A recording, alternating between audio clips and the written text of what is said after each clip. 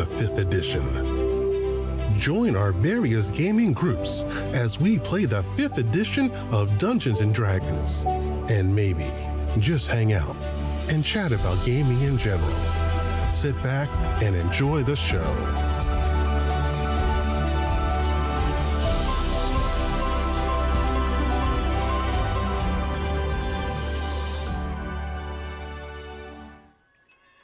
Hi, this is Kelly, aka Trixie from Ragnarok and Roll, assigned to Ragnarok Story, and Tilda Wimblewick from D&D Journey of the 5th Edition. First off, I would just like to say thank you to everyone for listening to our varied adventures, as well as for rating us on iTunes and RPGpodcast.com. If you haven't rated us yet, we would greatly appreciate it if you could. And if you're looking for more ways to support our efforts, we are now on Patreon, a great site where you can help us continue making more podcasts, as well as some special surprises for our patrons.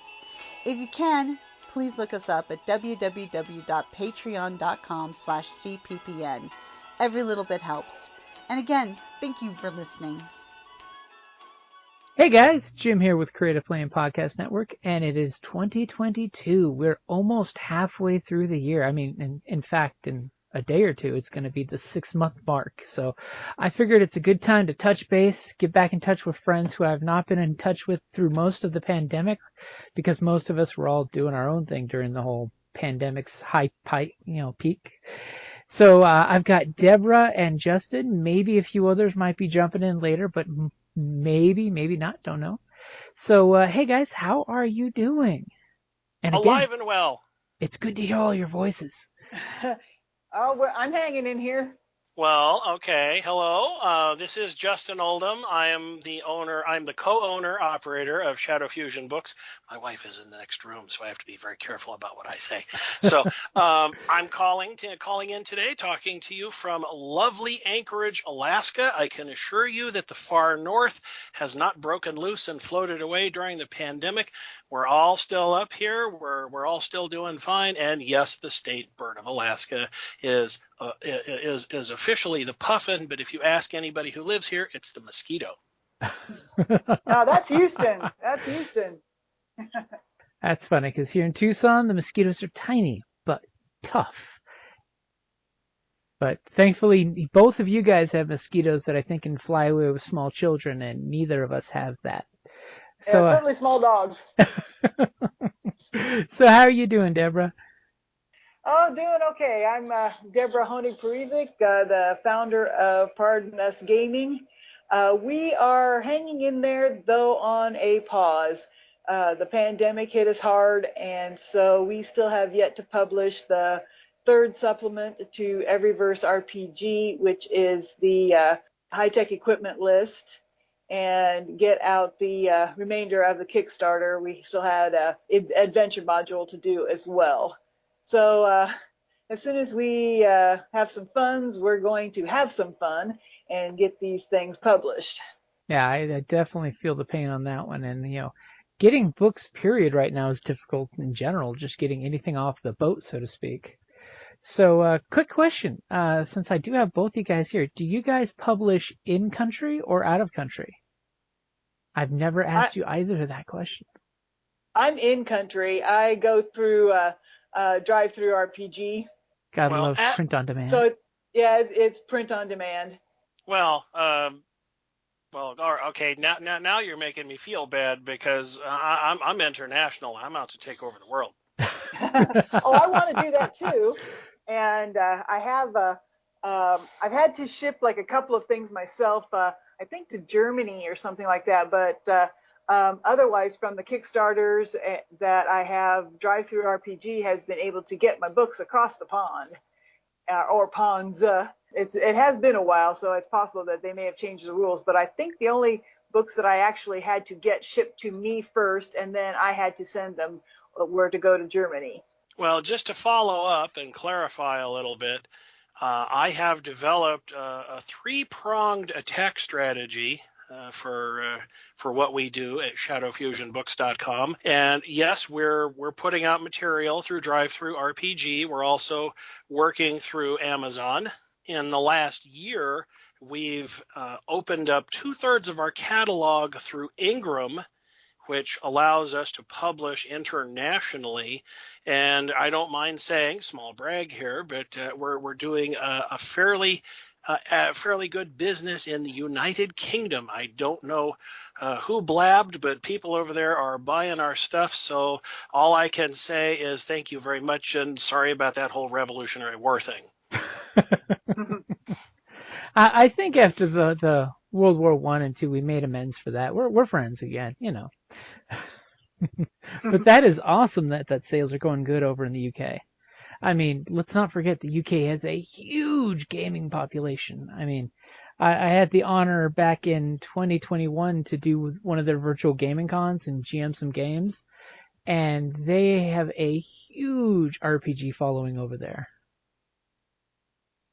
Yes, absolutely, they do. I completely believe it. And last year, I want to say mid-2021, I was completely and totally blown away when we actually got an email from a game store in London, and they wanted to know if our stuff was available in their part of the world, and it was enough to incentivize us to say, we'll get back to you. And we did, actually. We emailed them back 6 months later and said, hi, remember me? Yeah, okay, our whole catalog, everything you could want is now available through Ingram. Please let us know if you have any further questions. Have a nice day. And they said, we'll order, and they did. Very nice. Sweet. That's definitely one of those deals of, you know, like even with our local game stores, game stores should not be shy about contacting, you know, publishers directly to get shit done, because that rather than going through the distribution hubs, you could totally go straight to the publisher and get A, probably a better deal, B, a better relationship. And, you know, the dispensaries, you know how they just give package deals, you know, it's like, okay, your game store wants books, here's books 1 through 20 of this that we pick for you, but you get no more of the ones you really want, just the ones that we want to give you. Oh, I completely agree with what you've said, but so far my experience has been that game store operators are, they're overworked, they're underpaid, and they are, quite frankly, badgered constantly by small independent game designers. Hey, would you please carry my stuff? Would you please carry my stuff? And half the time they want to scream before they ignore you, and the other half of the time they just ignore you. So that's an over prejudicial assessment on my part, but that has been my experience, and that is thus the number one reason why we moved heaven and earth to put our stuff out through Ingram, so that they can find us whenever they darn well please. That's definitely a good point, because yes, I know a few local game stores where, yes, when folks are making game products or game books themselves, they do get hit up quite often saying, can you put this on the shelf? Of course, you know, most of them I've done some of that. Yeah, I've done some of that here in Houston. Yeah, most of them are like really cool about the whole, yeah, here's the consignment dealio and how it works out, you know, which that's one of the big ones of, you know, like all connections, when you're trying to make connections with somebody, be decent, you know, make sure that you realize Absolutely. that you need to help them as much as they help you. I mean, as I've teased many a gaming group back when in-person gaming was the norm, make sure you're buying stuff from the store when you're going to the store to game, because they're providing you the venue. So it's only right that you respect the venue by, you know, buying soda at the store if that's what they sell, or picking up a game book once a month or so that way the store knows that you're there to help support them, not just mooching off their space. Yes, absolutely. I completely agree with that. And here's a sneaky little inside move for you, just in case anybody needs one. If you're trying to cultivate these relationships with your game store and you're still trying to plan for your eventual retirement, so many of these game stores have large comic book collections. And for a small fee, they will pull comic books that you request. They'll put them aside for you, and you can come in and, you know, pay for them all in one big stack once a month or something. And you as an investment, you can hardly go wrong with this. If you just have your game store select the number ones of just about everything that comes along. Pick and choose, polybag those number ones, and then keep a database inventory of them. And as you fill up a box, tape it up, put it aside, and then do not come back to it again until you're 65 years old. And you'll be shocked and appalled at how much that is worth. It's more than goodwill. It's retirement. That's actually a really good point, because I know for a fact many of them will gladly do that for you.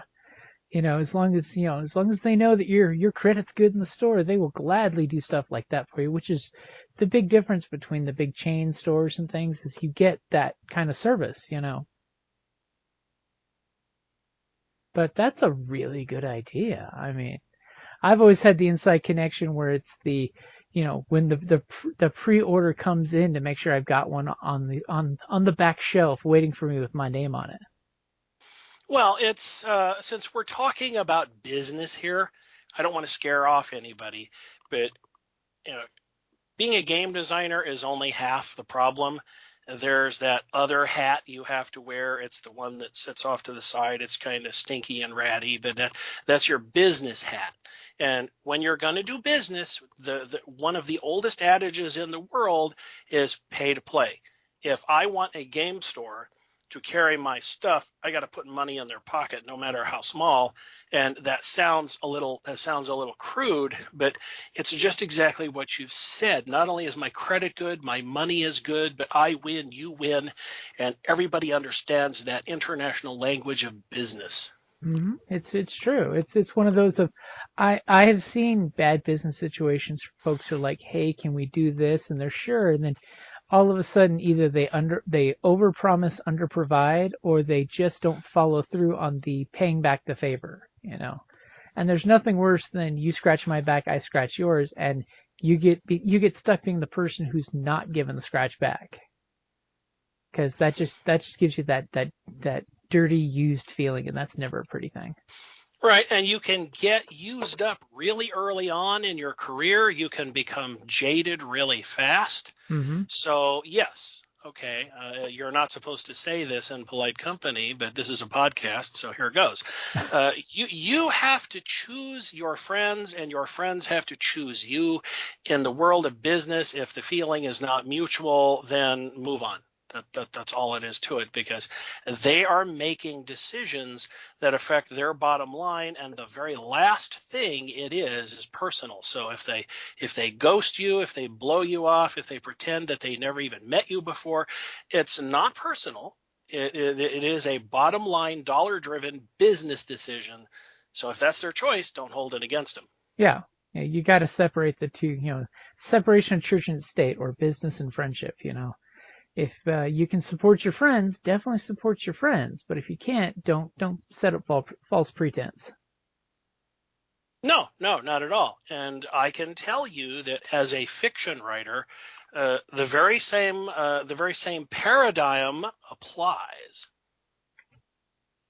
Especially for writing, because then you have the even harder market, because I'd honestly say from all of my writing friends that I've talked to, the act of being a writer and trying to actually have that as an income source as opposed to a hobby is immense. Gaming is way more easy to translate from a part-time job from a hobby to a part-time job, whereas writing, you have so many gatekeepers in the way. I mean, on every level, blocking everything from sales to distribution to even getting your name out there.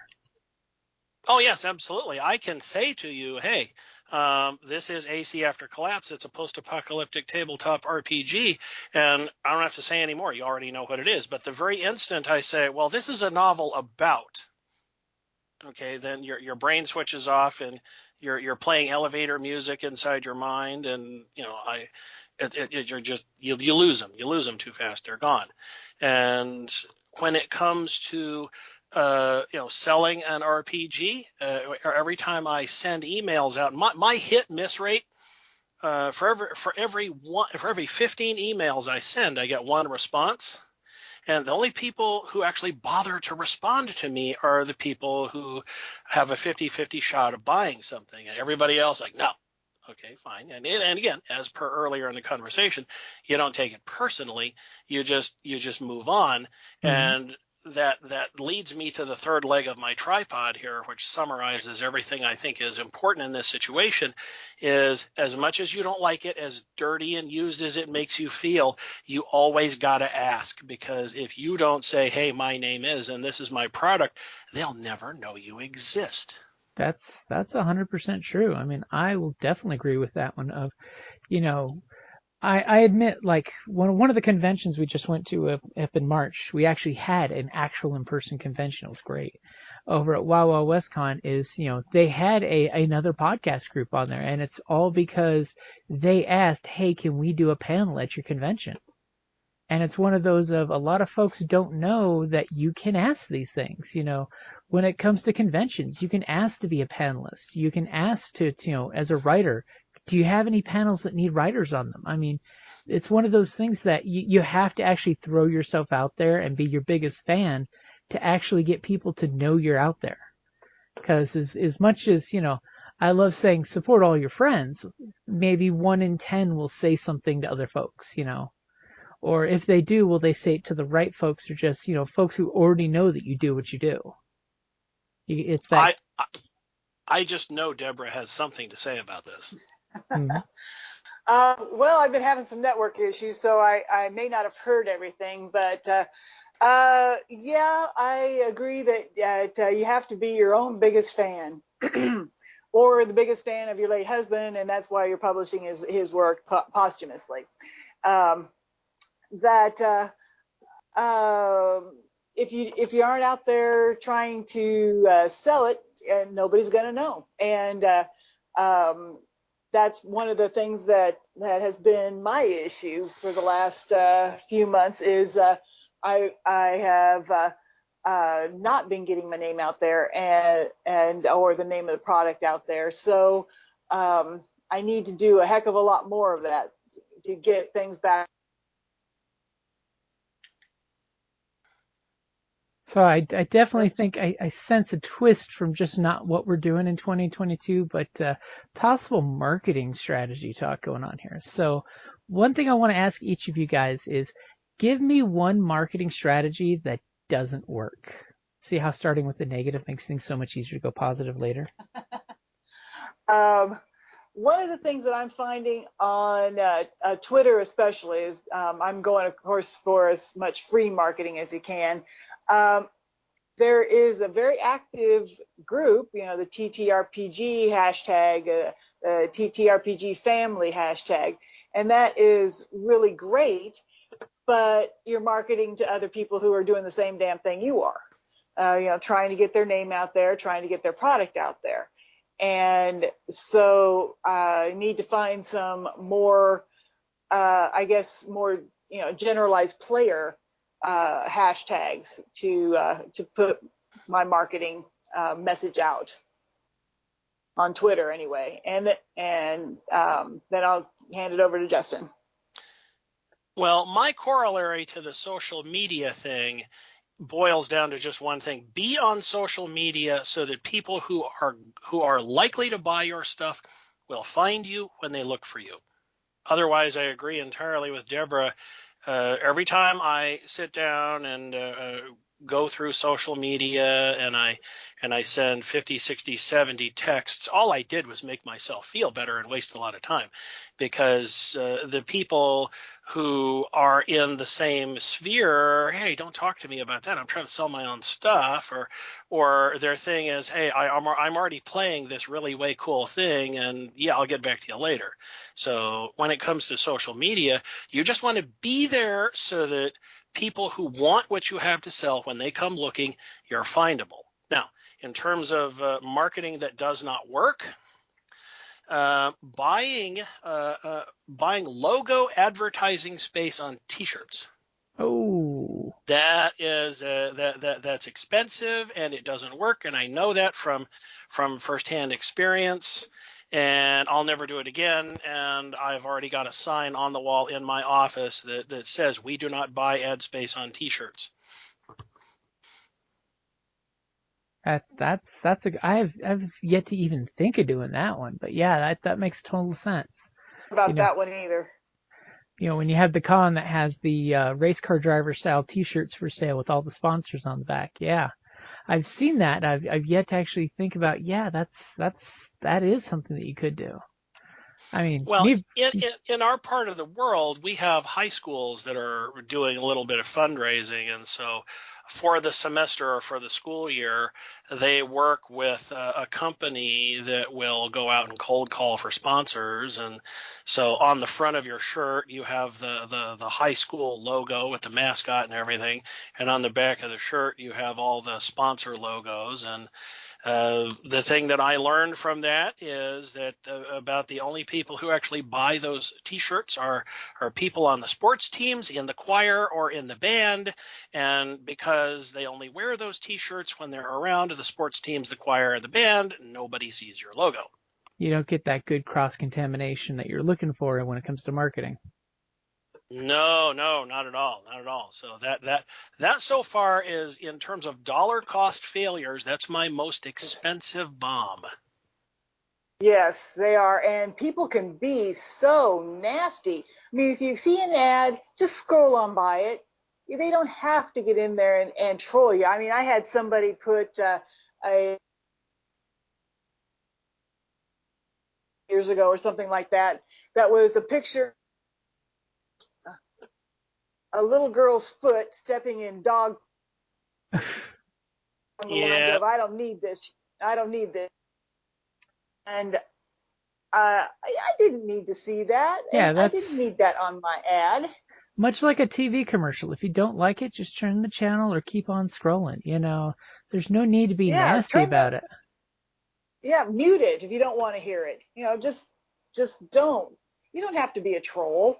But it's that old nobody can see me, so I can say whatever I want to sort of thing. Yeah, the emboldenedness of the anonymity of the internet. I've learned something about this specific tactic that I think is useful, especially when we're talking about the dreaded Facebook. The only other maneuver that I found that works is if you reach the largest number of people in the shortest amount of time. The one thing that will absolutely get you backlash on social media is if somebody sees your ad more than once. So when I've done it, when I've done it, I've spent all my money for a single day. And so instead of 10,000 people a day over 10 days, maybe fine. We're hitting 100,000, 300,000 people once. That's a good one. Yeah. Because the first time they see it, they're either going to say, "Oh no, please no," and they'll scroll on, or they'll say, "Hold on, wait a minute," and they'll click.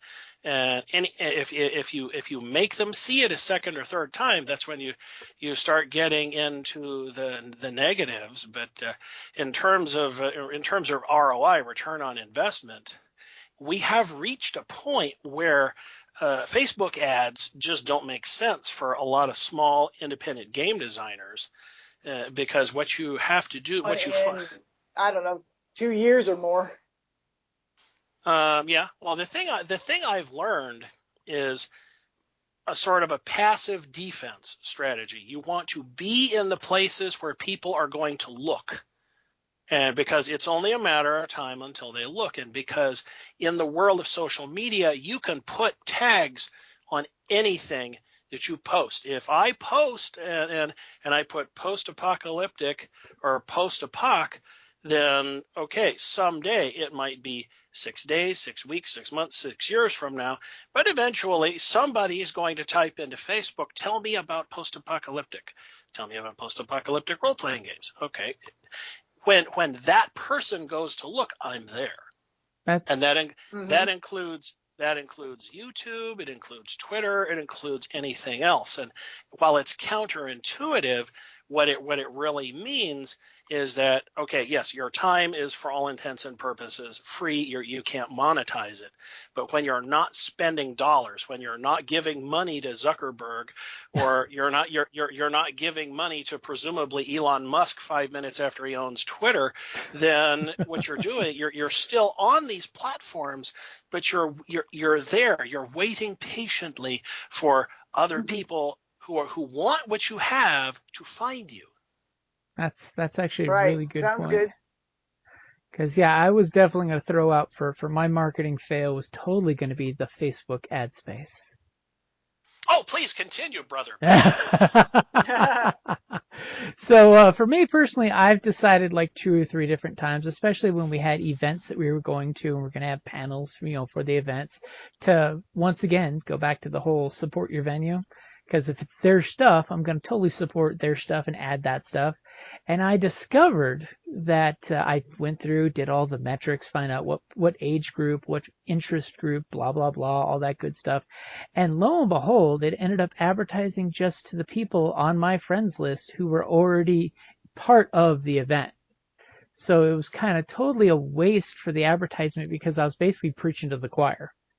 I was not adding value of extra eyes to the situation because it's all the people who are actually going to be there too. Granted that it was great because a week later they realized, holy crap, I didn't record. No, you recorded that event.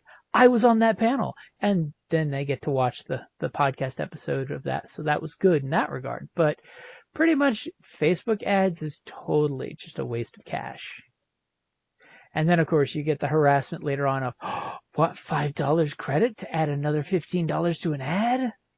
Because it's the marketing. But yeah, I totally realized that Facebook ads is a total scam. It's on par with the old idea like in World of Warcraft when it was the buy gold, It's totally one of those deals of it might work for 1 in 1,000 people, but it's not going to be a good way of spending money. So now, my question for the crew here, just for fun, what is the most successful thing you do that does not cost you a dime?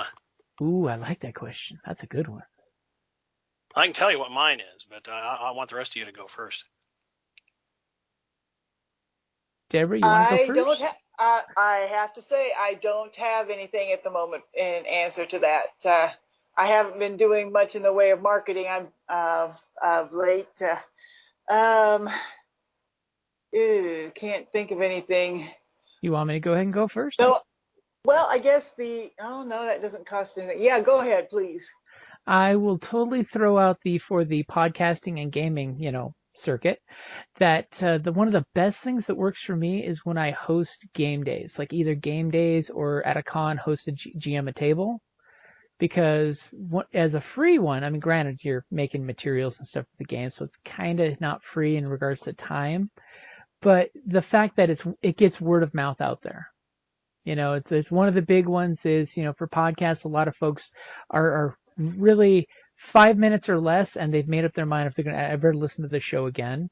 But if you meet someone in person and they like your personality and who you are, they'll stick around longer than just 5 minutes on the podcast to actually hear what this is actually about. I agree. When people can meet you in person, you become a lot more real to them, and they want to know more about what you've done. And because they have actually met you, they'll never be able to resist the opportunity of saying to their friend, hey, I met that guy. That was pretty cool. And I had one of the Everyverse RPG super fans and met him and his wife at Gen Con. And so that was great to meet some folks who really enjoyed what I put out.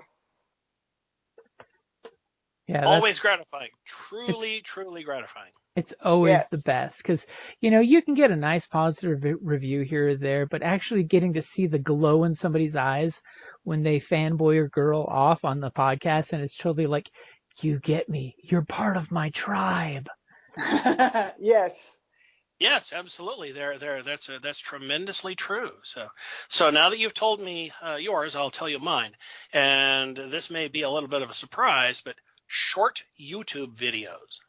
Now, Jim, you just mentioned the 5-minute threshold, which I've experienced in many different ways myself. So one of the things that I've done for my various products is on the YouTube channel for the company, we've got a whole stack of 5-minute videos that explain in small slivers different aspects of AC after collapse. And one of the things that I've heard by way of verbal feedback from other people is it pops up on their cell phone web browser. And because it's 5 minutes or less, they're willing to watch it while they're standing in line to get their hamburger or something. And when they're intrigued, they'll come back later, when they have nothing to do at the end of the day or something, and they'll go back to it and they'll watch other videos in the series. And while it is counterintuitive, the fact is that search engines don't care that it's a video on YouTube. The fact that it's what it's tagged for, and it shows up. And you want to know about that? Okay, what about this? Here, show. So if you give it to them in quick little bites, as I watch YouTube metrics, I can track the rise and the fall, the dips and the valleys. When our YouTube viewership goes up, then I can go to Amazon, for example, and I can look at the purchasing metrics, and I can see within a week's range of, okay, there were a bunch of people watching our YouTube stuff, and now we have this many sales as a result of that. And it rises and falls like the waves in the ocean, but aside from the fact that it costs no dollars to do it, it's trackable. That is awesome. I mean, I've seen, I know a lot of the channels I watch, they do that. They do the little 2 to 3 minute videos that they're informative. They have good meat and potatoes in it, but it's super short. And normally my instincts are, oh man, I want to watch that 1.5 hour long video, but it does totally make sense that the short amuse-bouche videos, as I've joked with friends on that one, where it's just a quick little teaser. It's got some info. It covers a topic or covers something coming up, because teaser videos are always fun, as long as they're actually good teaser videos and not stringing you along. Oh yeah, I agree with that. Now, one of the things that I have done is I play amateur television producer, and I will sit down and I'll work out a block of 3 videos. And then what I do in all seriousness is I sit in a chair, and my wife uses the smartphone and she takes the video. But one of the things that I do within my short little attention span is I'll go out of my way to deliberately mention something that's in another video. And oh, by the way, if you want more, please go and look for episode 35. Because it'll say a lot more on the subject. Now, turning back to the issue at hand, it's blah, blah, blah, blah, blah. You are a genius, my friend. Yep, you got some good ideas there, my man. And again, it's what does not cost money. That's the thing. So because, again, there are people out there who want what you have, and they're typing into Google or DuckDuckGo or anything else on a regular basis, and it's only a matter of time until just the random factor works in your favor. They're going to type in a term that you have tagged for on YouTube or social media or on your blog or your website, whatever it is. And so if you are there, then they will find you. That's very, very true. And I think Debra and I are going to have some homework over the next couple of months to make a couple of those type of videos. Oh, yeah. I have just a couple of videos out on my YouTube channel, so I can definitely do more. That's for sure. Oh, somebody's got an opinion back there. Yes, that would be the beast in my house. Apparently someone just drove in the alleyway, and she's very opinionated of how she scared the bad people away. Mine is being a bed hog. He's just hanging out, waiting for walk time. So that's definitely something that we're going to have to try over the next few months, is to do a couple more teaser videos, because I've been really bad about that. I mean, 2022 has been a rough year. I mean, just in general of finding motivation, finding the audience slash participants in getting gaming and stuff going. And so I'm definitely thinking in the second half of 2022 that at least Debra and I got to double up our game on the YouTube videos, because I love that idea. Did you guys have any other suggestions for each other, even on regards to any kind of marketing idea? Besides, the ever loving, let's market each other's stuff and be each other's fans. My philosophy when it comes to marketing is, what can I do that spends no money? And while that sounds cheap as hell, the fact is, if you actually bother to look, the list is fairly long. And when you actually start doing this stuff, you'll notice one thing absolutely leaps out at you. Sometimes you're the only one. And when that happens, you keep your mouth shut. You don't go on podcasts like this and blab it all over the place. You actually just you do it. And it all boils down to the same thing. You're out there for people to find you. So if you have a blog and you're unhappy because you're not getting looked at very often, the fact is you're getting looked at and it doesn't cost you anything. If you have a YouTube channel, again, as per earlier conversation, same sort of thing. When you have a website, don't just don't just go out there and write dry content for the website. This is our product and this is where you find it. Please click on the link. No, it's not anything like that. When you have content on your company website, every single word, every single paragraph of your descriptions, whatever you put out there, is read by the internet as a keyword search term. So if Justin Oldham puts on his website, I like Porsches and linguine, and somebody asks Google, who else other than me likes Porsches and linguine? Guess what Google's going to say? Oh, you've got a website just for you. So it works like that. So when you're promoting your product, in my case, it's post-apocalyptic RPGs. I'm very keen to talk about post-apocalypse and collapse and nuclear war and biochemical and this and that and the other thing, all kinds of stuff that makes me interesting to the NSA, but also makes me interesting to the post-apocalyptic gamer who says, gosh, I wonder if anybody did this. Well, yes, as a matter of fact, I did. I'm just waiting for you to show up.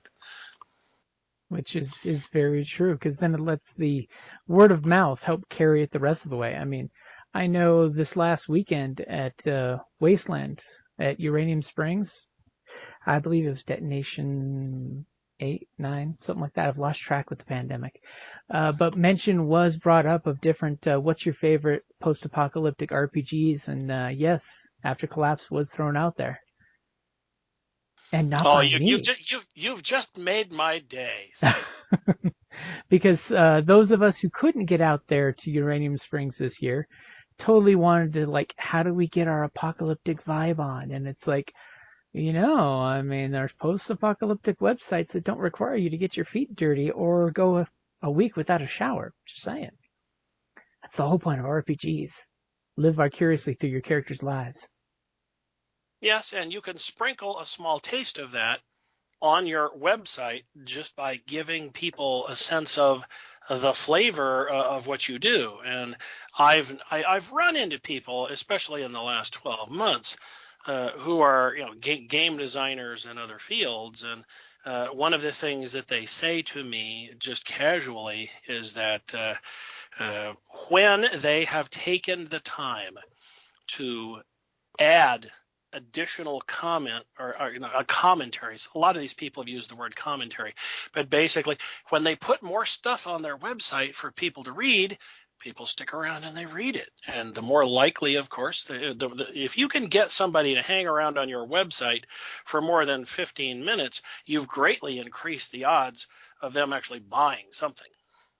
Oh, heck yeah. As well as the fact that if you give them some good snippets for the game itself, because let's all be honest, we all know every game master is insatiable for content, And if your website has game-related content that they can use for their game, I mean, I'll totally shamelessly throw it out there, but if you write a novel set in your game setting, it is a great resource for using the game setting in a more realistic way, because one of us here in this conversation has a great series of, books that support the RPG, so you can totally shamelessly steal stuff and use it in your home games. And I will totally do that. Yes, you're talking about me. I know that. And I just want to point out, for the sake of the general audience, that anybody who has ever asked, the nice people at Hasbro or Wizards of the Coast, please, sir, may I write in your game universe? Well, you know what kind of response you get. Mm-hmm. So, okay, fine. But the thing is, if you own your own game universe, it's like, well, hello, me. How are you? Well, I'm fine. How are you? Well, hey, I want to know if you could greenlight my novel proposal. Well, what is it? Well, it's in the game universe that you published. All right, I like it. I want to see more about it. You get back to me over lunch. We'll do this. And the nice thing is, you can actually do that with folks who've created their own content. Yes, absolutely. And with all of that in mind. Taking the novel stuff is taking it to the next level, but to stay on task here, when you are loitering around out there in cyberspace, never hesitate to give your possible audience free stuff. So when you go to acaftercollapse.com and you click on the section marked free downloads, you've got something like 40 or 42 PDFs that are just right there for the taking. And I've made at least 20 to 25 sales that I know about just telling people, well, do you have any free stuff? Well, as a matter of fact, I do, but don't tell anybody it's over on this website. And it is a huge section on the website. Oh, and we're going to add more. And that's the nice thing, because, it gets people coming back to see, hey, is there anything new there? Or, hey, is there anything that goes along with this that I can throw a couple bucks to a writer that I like to, support more new stuff coming out? Because that's honestly what it's all about. Can't write new content unless someone's supporting you with the old content. That is very true. And I guarantee you, in today's world, when people think role-playing game, it's not just it's not just a stack of books in a cardboard box. If you go all the way back to 1977, 78, the very first edition of Dungeons and Dragons is a glorified pamphlet. Mm-hmm. That's how it started. And now today they're up to 5th edition, and nobody has enough room in their house to own all the books. We try. So now, again, this is part of the thing. Every generation, every 10 years, a new generation is coming on. Dungeons and Dragons, you say? How long has this been? Oh, this has been around since the olden times, like before the internet. No, really? Yes. No. What is that, like on stone tablets? No. Come over here. Let me show you. And so yeah, and with all of this in mind, goes back to Justin's philosophy: be out there, be somewhere, so that when somebody looks, they can find you. Yep. And I'll totally throw a teaser out, because I think we need to do another episode about that. But also, when you find awesome shit, do reviews. It's again, from the consumer point of view, it's something free you can do for the provider. I won't harp on that much, but write reviews. Even though Amazon is evil and takes 6 months to review your review, and might still deny it, because I still have issues with Amazon and reviews, because I've written way too many that have not made it to the page. Amazon. Why must you be so good to us and so bad to us at the same time? Because they can. Well, I've got my own theory on that. And do you want to do this now or later? Let's save that one for later when we do a review episode. because All right, folks. I want to do one. Absolutely. So I was going to say, wrapping up for an episode about where we are in 2022, is there any projects that in the next few months you guys have coming to fruit, or any plans that you have, conventions, book sales, anything like that going on? I We know that. I was just going to say, I think I'm going to be doing my homework, as we talked about. And there's a possibility that we might get that third supplement out the door. It'll be late in the year, though. We have I have to secure funding, and then of course artists and layout artists and everybody. And getting art is hard. It really, really is. I mean, yeah, that could be another whole episode too. With I was talking with somebody about artwork, and they called it an arms race for artwork out there.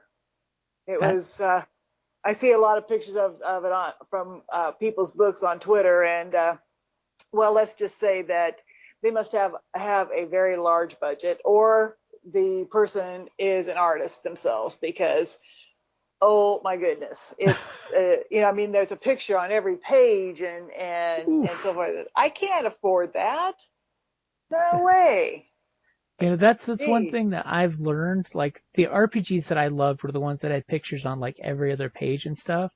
And most of them, it was like friends of friends were doing the artwork, or the writer themselves was doing the artwork.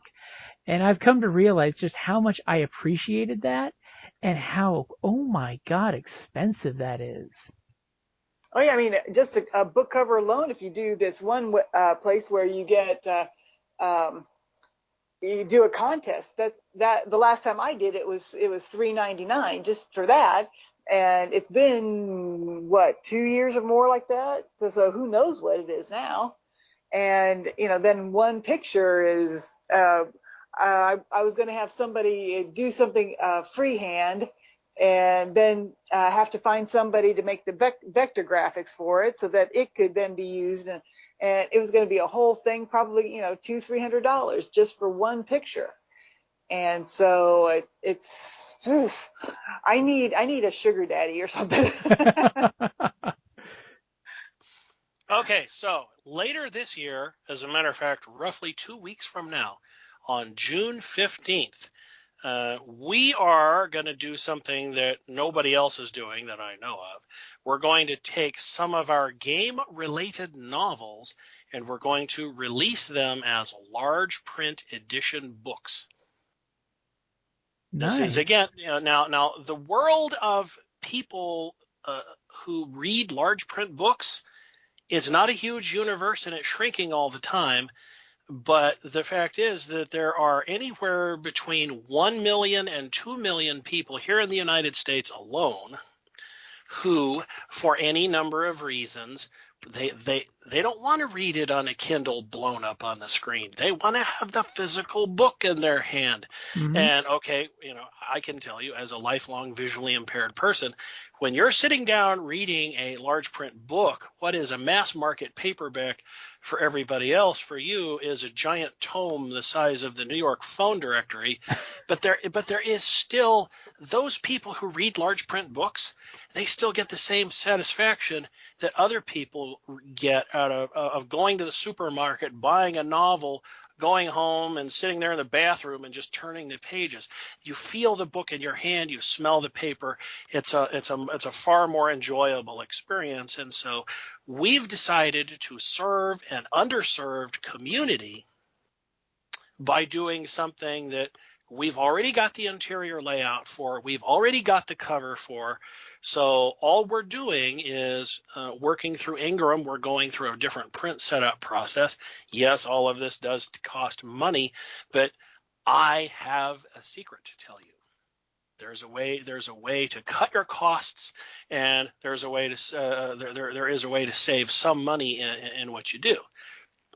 A lot of people are not aware of this, but some book publisher associations have different benefit packages. Now, my company, Shadow Fusion Books, we signed up to the Independent Book Publishers Association, IBPA, and we pay our yearly annual dues.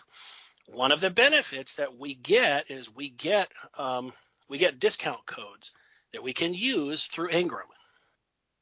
And so instead of paying $50 for a setup or $75 for a setup, or in some cases $150 for a setup to get your stuff going, they give you 5 of these discount codes per month, so that you can you plug in your discount code and that charge is eliminated. Nice.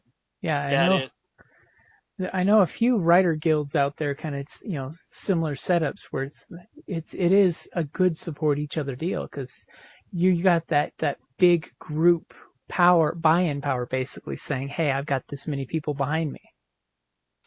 Yes, absolutely. Now, if you were to go to a convention and have a panel discussion, and you were to put 10 independent author publishers on the dais there and try to have a discussion, the first thing you're going to have is a fist fight with a few thrown chairs, because everybody has a different opinion, in the same way that some people hate Amazon, other people hate Ingram. And I want to wrap this whole thing up by saying, no matter what your path is, you will know that you are on your way to future success when your fellow author publishers start talking trash about you because you're back because you're a corporate sellout. But you're on their radar, so that tells you something right there. Yes, but that's Mr. Corporate Sellout to you. It's all about the haters, right? Hey, if nobody's hating on you, then you're probably going in the wrong direction. Well, I better work on that then. And are either of you guys got any plans to be at any upcoming conventions now that the in real life conventions are starting to happen again? I don't at this point. I'm still working through a handful of personal things and a little bit of inside company reorganization. So for fiscal year 2022, unfortunately, we have to keep our powder dry and stay off the ridgeline. That is completely understandable. I mean, the only thing we've got going this year is we had Wild Wild WestCon, which is great, and everybody was really good about social distancing and behaving. And at the end of the year in September, 2 of our favorite cons kind of merged, which I thought was an actual cool idea. That Tucson Comic-Con and RingCon, our local gaming con, are actually merged together to become one event over the weekend. So that I thought was interesting. The conventions are actually, starting to work together, they guild up, to make sure their events happen, and they actually are supporting each other, which is cool. And again, yes, Justin, I was totally going to send you a message in about a month to say, can you send me some more flyers for RingCon? I will speak to my minions forthwith and immediately, and this shall happen. Because it's good to get the word out, because that's kind of the whole point of this, is getting the word out of cool shit that you know. And of course, we've got some new, we've been playing way too many games on Twitch, because I'll be honest, as a podcaster, Twitch is nice because I can stream the game live and I don't have to edit anything. So it's no lost sleep at night in editing after recording something. It is really nice. We actually had one of our in-person groups get together and actually play in the same room, because every one of us was all behaving and making sure to keep the whole social distancing and not, bringing anything to game that shouldn't be there. Nobody wants to have to make a constitution save while gaming. Nobody. Mm-mm. So that's the fun stuff we've got coming up. We've got 3 new games coming out on Twitch. We're going to do superhero game for Heroes Unlimited. We have a new steampunk setting that has come out for Iron Kingdoms that we're going to do D&D in that setting. And then we're supposed to be doing Mutant Year Zero for an apocalyptic game. On our vote, that was the one that won. Yes, it beat After a Collapse by 1 vote. I'm not going to take it personally. It beat AC by 1 vote. I understand how that goes, and I'll take that up with my wife later. So. This is why I told folks, get on and vote. Vote often. Vote many times, because the votes are open to anybody. You don't have to be a patron to be able to vote. We want to make sure that everyone that wants to listen can get their feedback into what they want to listen to us play. Yes, and I just want to say for the historical record, because once this podcast is uploaded to the internet, it will live forever.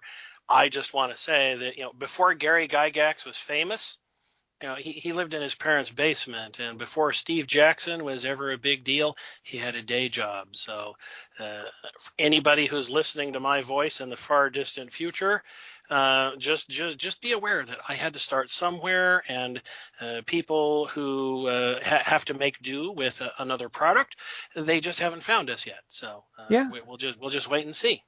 And definitely, try new things, buy new books. Read additional things. If it's something in the genre you like, follow the authors. See if they, one of my favorite books from when I was really, really young was actually because I followed their blog back when blogs were a thing in the early 90s. And all of a sudden I'm like, I want to read this guy's book, because if I like his weekly blog entries, which was basically a fictional character in the apocalypse, every week it was a one-day journal entry for his journal. And that totally hooked me on the series. When the book came out as an actual book, totally hooked me on that. And I read the entire trilogy for that series, sight unseen. Once I saw his name, I bought that shit. So don't be afraid of just writing something. And even he said that started out as fan fiction. He admits his own writing style was basically his fan fiction, that eventually he got well at it, and he decided to go ahead and say, you know what, I guess I can be a writer. I guess I can publish this. It's that fighting the imposter syndrome, which is like the worst thing ever. There's no such thing as imposter syndrome unless you're like some horrible copyright infringement person, and that's just evil. Don't steal.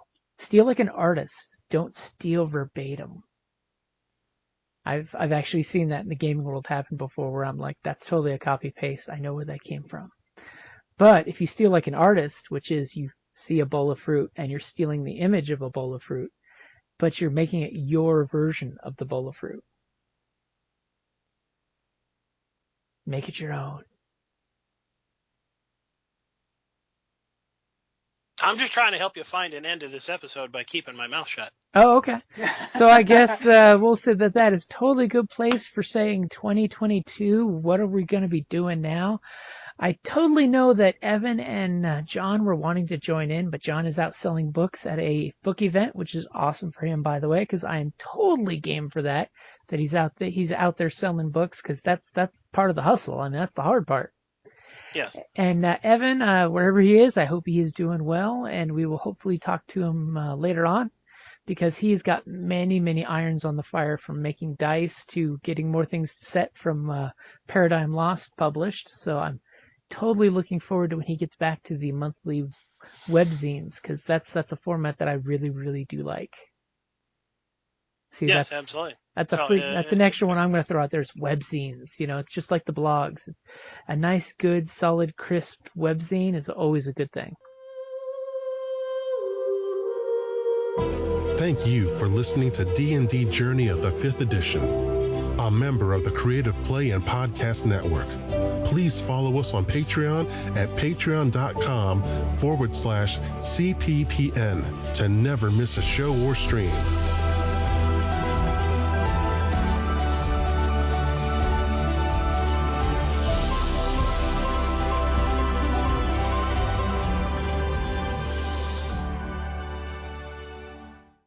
Hello, this is Eric. And Wendy Strock with Stone Valley Hobby and Games. We sell board games, card games, role-playing games, and supplies.